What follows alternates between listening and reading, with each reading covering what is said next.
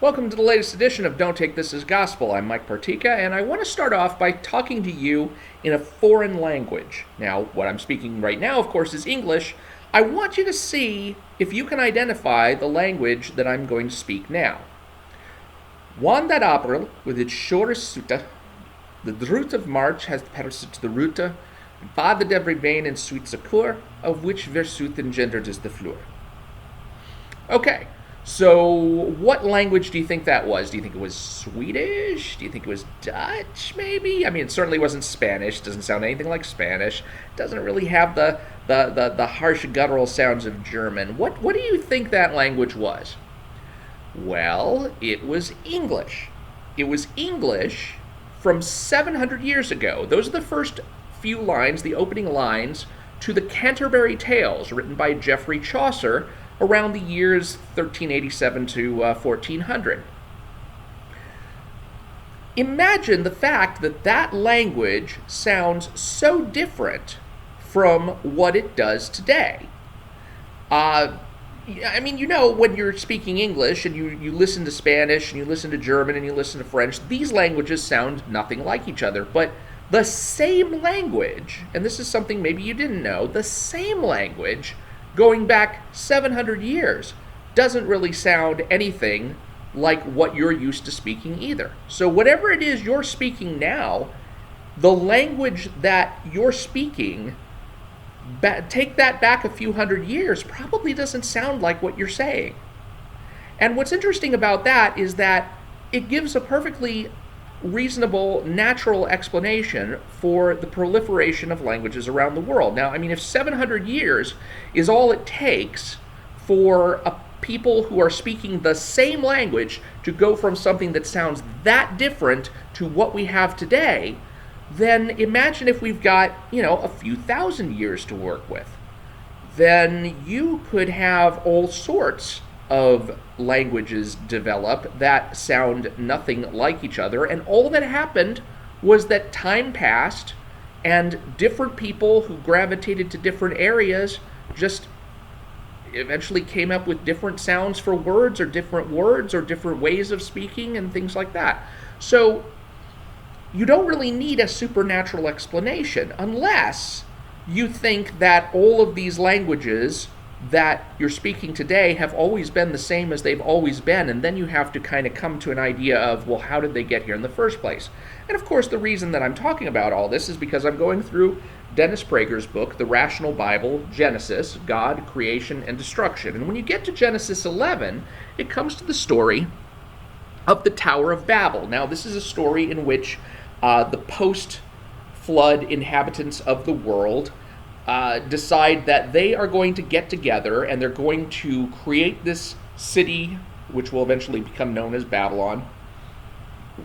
And in the midst of this city, there will be a giant tower that they're all going to build. And according to the story, at this time, all of the people in the world who were in this particular area, they weren't yet spread out all over the world, they all coagulated in this particular city, and they all spoke the same language.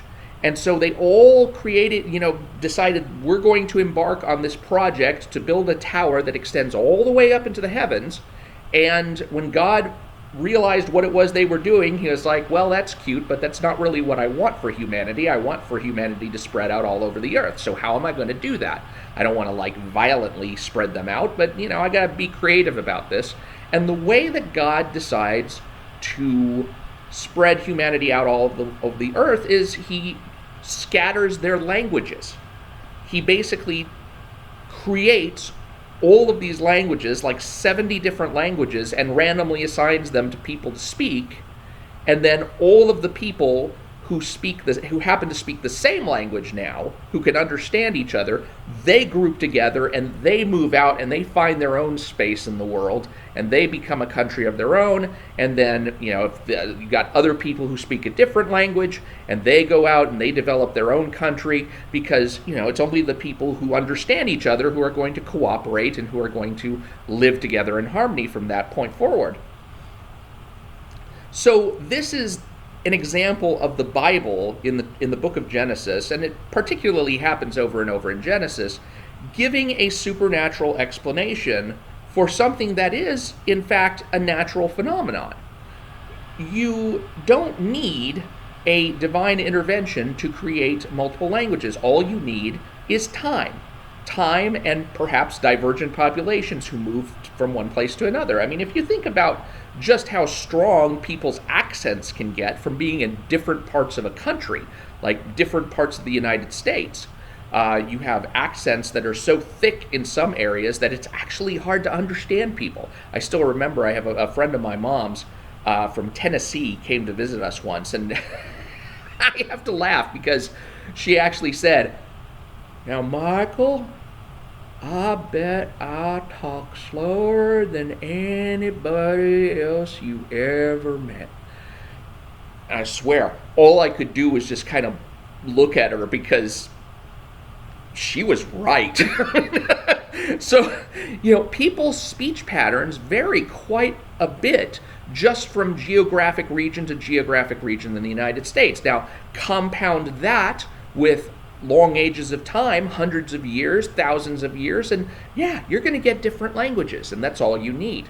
Now, we know that now because thanks to the invention of writing, for one thing, we have all of these records of what it is that people used to say back in the long ago. We have the writings from 14th century people who wrote stuff down on manuscripts, and so we can look back at what the languages looked like then and be able to sound them out and to decipher them and to realize that, okay, these things that they're saying, it's the same language that we're speaking now, but it's so different as to sound like a foreign language.